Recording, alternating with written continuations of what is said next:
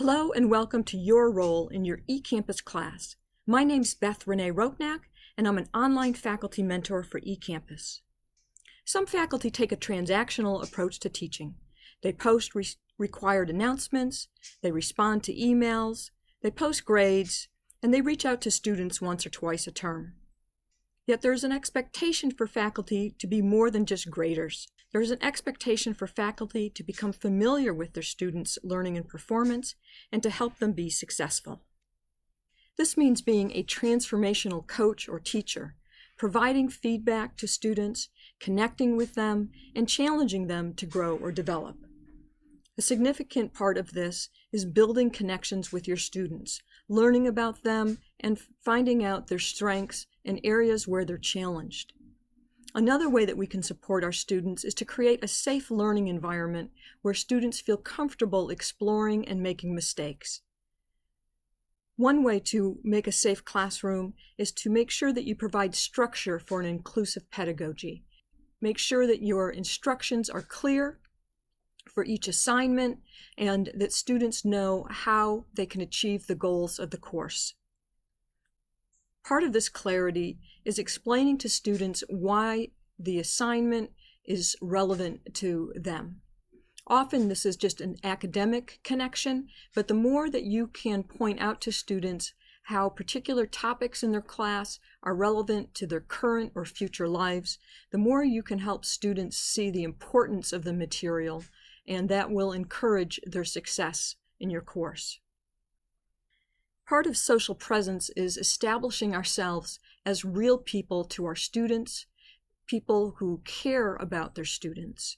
So anytime you can communicate your personality in the announcements, emails, discussion posts, and so on, the more students can get to know you as a real person who they feel comfortable reaching out to and asking for help.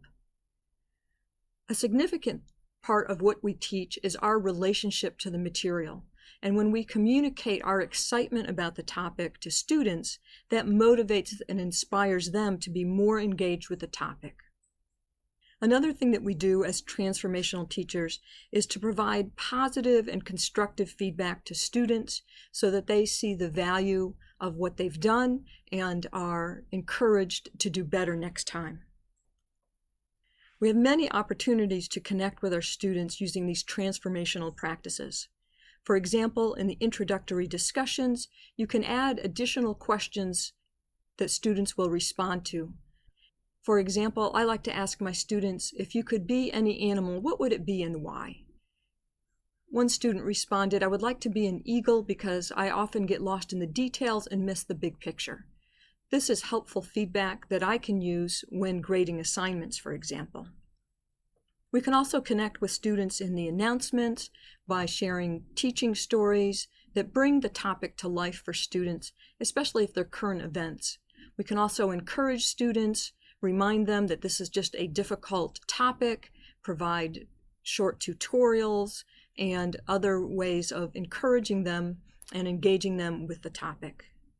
In the unit discussions, some faculty respond to 4 or 5 different students in each discussion. Other faculty have found it helpful to treat the discussions as they would a classroom small group assignment or discussion where students are talking amongst themselves and the instructor walks around the class, listens, and occasionally makes an announcement to the students to help them get back on track, to note particular problems that many students are running into, or to find other ways to engage students with a topic.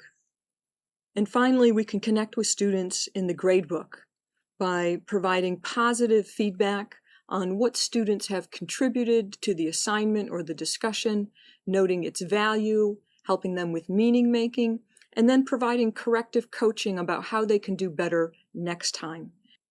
Outreach is a significant part of our jobs as eCampus faculty, and it's helpful if it starts at the end of week 1 when you notice that you have students who have completed the attendance requirements but may have not done other required tasks. It's best to start out contacting them through GoView email. It's very easy to use the assignments or gradebook tool to select a number of students and to remind them about a missed work. You can also use intelligent agents to send emails to you about students who haven't logged in so that you can contact them in other ways to encourage them to come back into the course. Students respond very well to texting, but make sure, especially with that first text, when you're reaching out to students, that you don't share any information that would be protected by FERPA guidelines. You have Seeds, Google Voice, GroupMe, Remind.com, and many other ways to connect students using text.